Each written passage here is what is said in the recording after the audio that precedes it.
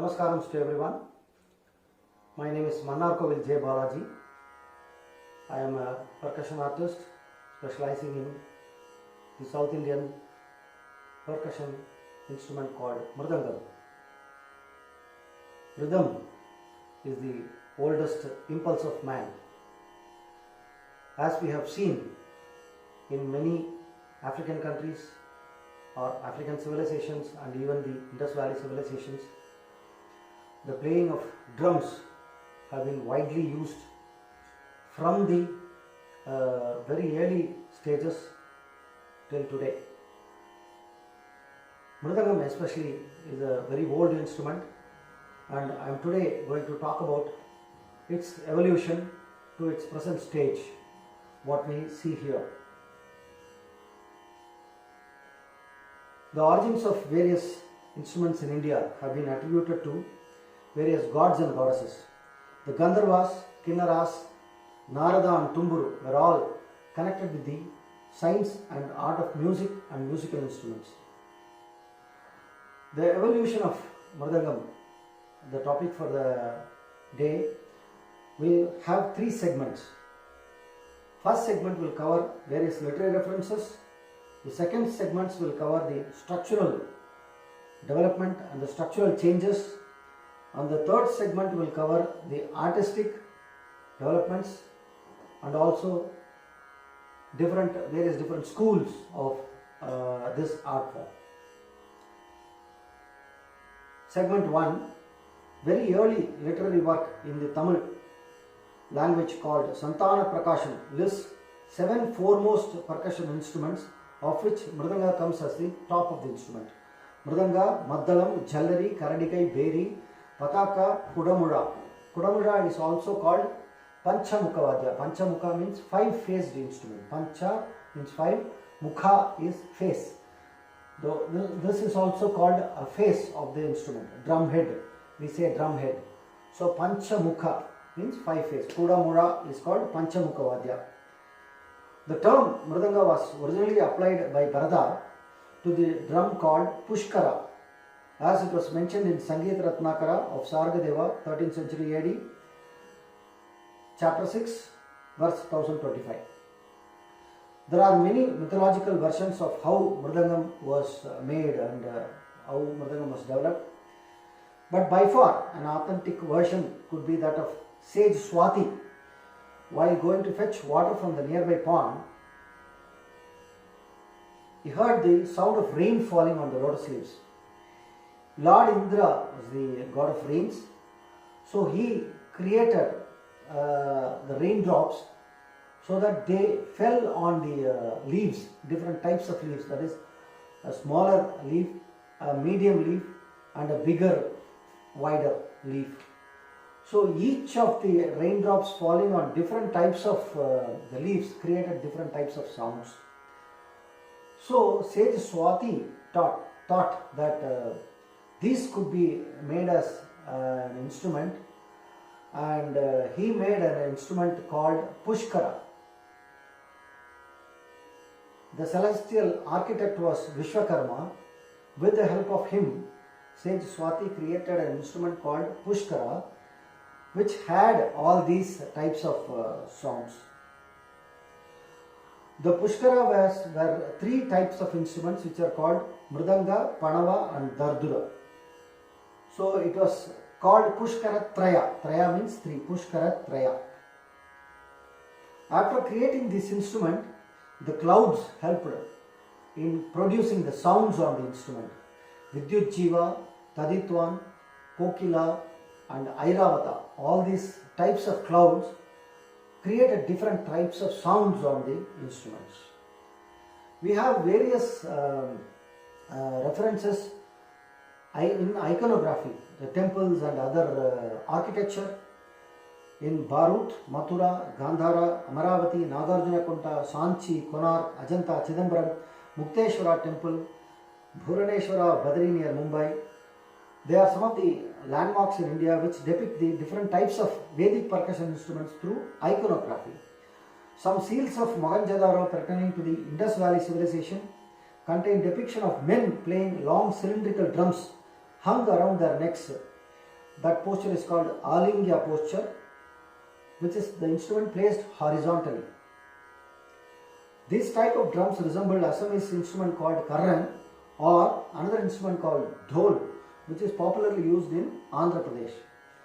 There were references to other instruments like castanets, cymbals and hudukka. No Vedic ritual in India is complete without playing of percussion instruments, and dundubi was one of the most favored instruments during Vedic rituals. Sanskrit literature and Tamil literary works written during the Sangam period give the list of various percussion instruments, of which Mridanga finds a prominent place. Srimad Bhagavatam has a reference to Mridanga in its 70th chapter, verse 20.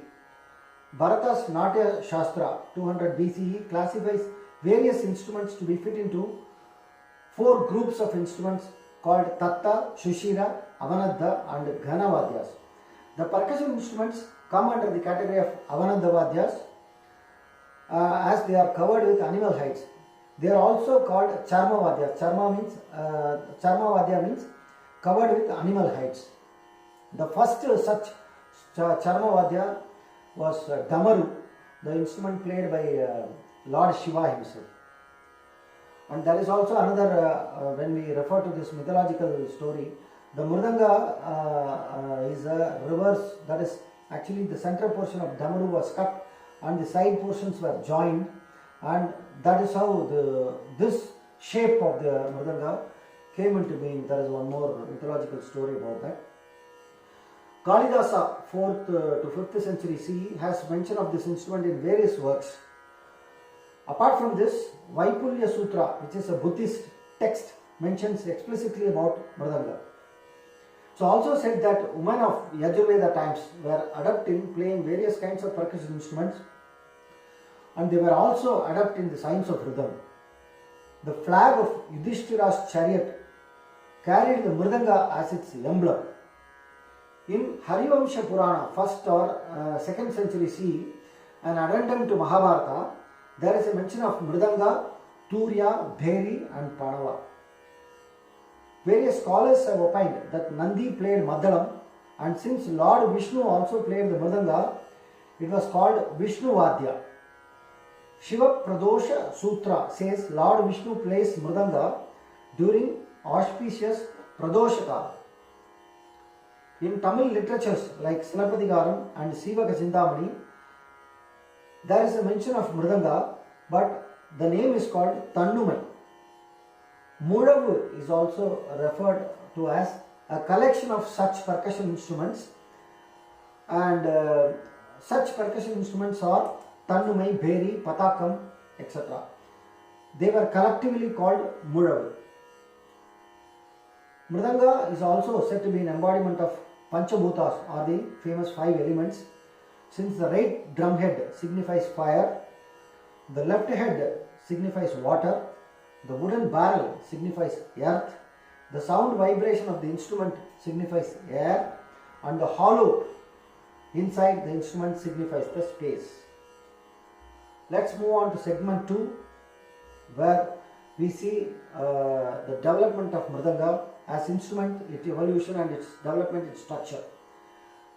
The name of the instrument Mridanga has been taken from 2 root words called Mrit and Anga. Mrit means clay, Anga means body, clay body.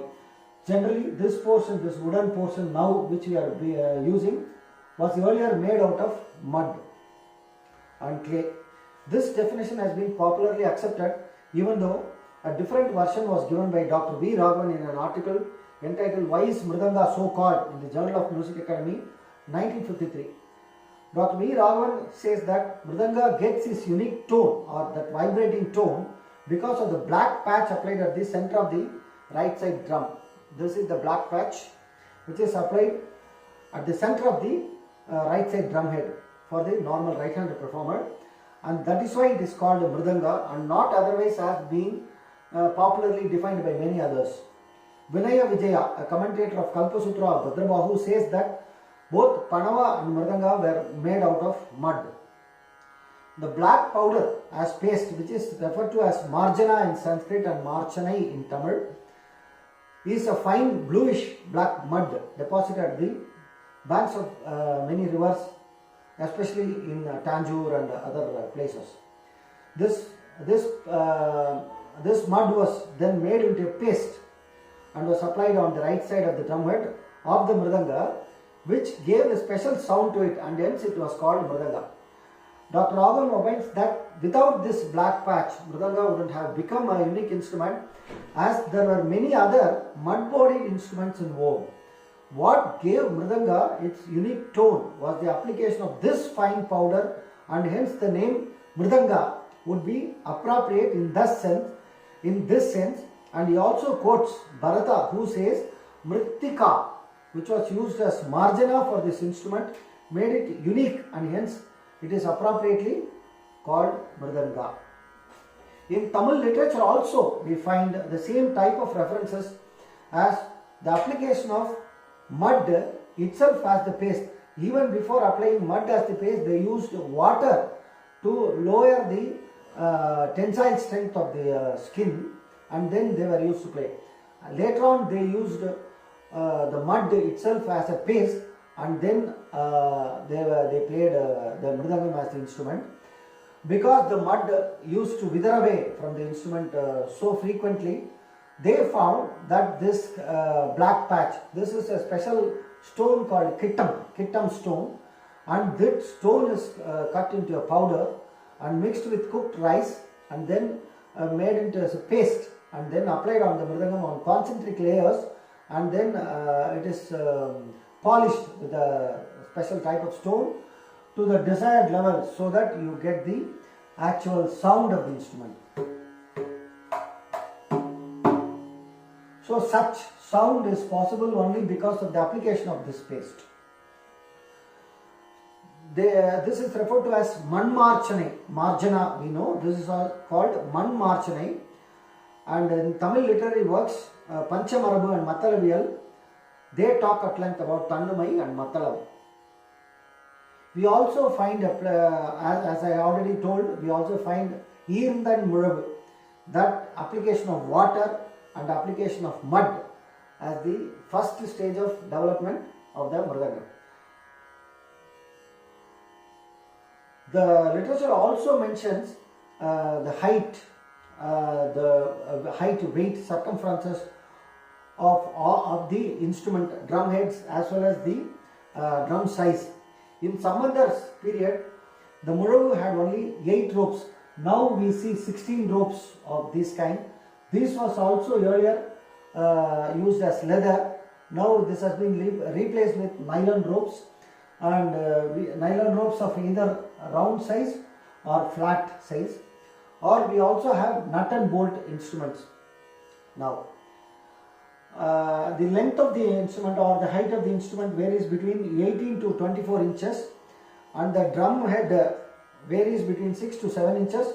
The left side varies between 7 to 8 inches. The thickness of the drum varies between 3/4 of an inch to 1 1/4 inches.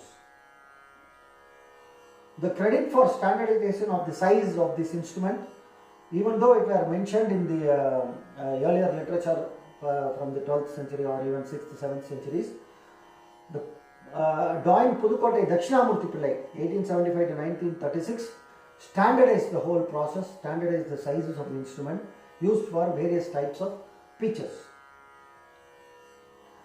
The drum heads are covered with animal hides. Here from on the right side we have three layers, and on the left side also we have 3 layers. Right side is a treble side and the left side is a bass side. On the left side, in order to produce the bass sound, there are many types of materials used. The basic tone is not actually it's a bass tone. By application of a separate paste, ash with cooked rice, that was also done earlier. Application of semolina or Bombay Rava, still in vogue, or application of black paste. The same black paste is also used in the left side, a method popularized by Dr. TV Gopalakrishnan, and he also popularized the silicon gum to be applied on the left side for a better bass tone. And I tried out with Play-Doh, with which I played about some 7 to 8 years of my concerts. Recently, most of the mridangis use the German water-based gum called Fermit, which is very popular. The body of the mridanga has also evolved out of mud to wood, and to later on I will tell you about the other developments also. The text prescribed the following woods suitable for mridanga: ebony, rosewood, neem and jackwood. Out of the above, these are all jackwood instruments only. Jackwood is still very popular because it is available closer to our geographical location, and hence jackwood is very popular. Extensive researches have been done to replace the body with even fiberglass, which is also very popular. And recently, about 2-3 years back, Sangeeta Kalanidhi, Dr. Ummayappuram Sivaraman even made an instrument out of glass. The body was replaced with glass. Due to its heavy weight, normal mridangam weighs about 7 to 11 kilos. The body alone weighs about 11 kilos, 7 to 11 kilos. But that mridangam by Dr. Ummayappuram Sivaraman weighs about 18 kilos, which is quite difficult to hold on the lap or hold on the legs or even to carry. So that is still, and the glass mridanga is still under evolution, and the research is going on in that direction. Dr. Varadarangam of Bangalore has done extensive research on this. He is an IIT product, IIT Chennai, and he, based on scientific experiments, he came up with an entirely new type of mridanga without wood and without the animal hides. No wood, no animal hides, no straps, nothing. Everything is made out of animal hides were replaced with synthetic rubberized material, and the body replaced with fiberglass, and the ropes were replaced with nuts and bolts. So this instrument is called Sri Mridanga, and this is also quite popular, very easy to carry, less in weight. Tone is almost akin to the traditional mridanga. Segment 3, I would like to talk about the syllables used in mridanga, as well as the various schools which developed mridanga into the present stage today. The sound of mridanga has unique mention in many texts, and there are 10 types of nada mentioned in Hamsopanishad, of which 9th nada is the sound of mridanga. During meditation, the sages and saints used to listen to 10 types of sounds, like a bell sound, like different sounds were heard by them during their meditation. And one of the sounds that they heard was mridanga. Hamsopanishad says the 9th nada is mridanga. Nati Shastra mentions about 16 consonants and are later joined with vowels A, E, I, O, U and to form various jatis. It was also mentioned that all the jatis were formed out of the 5 faces of Lord Shiva, that is Sadyojata, Vamadeva, Aghora, Tatpurusha and Ishanya. Each of these 5 faces gave rise to 7 mnemonics, which are listed in the Indian concept of rhythm, the Indian concept of rhythm, a book written by K Sen.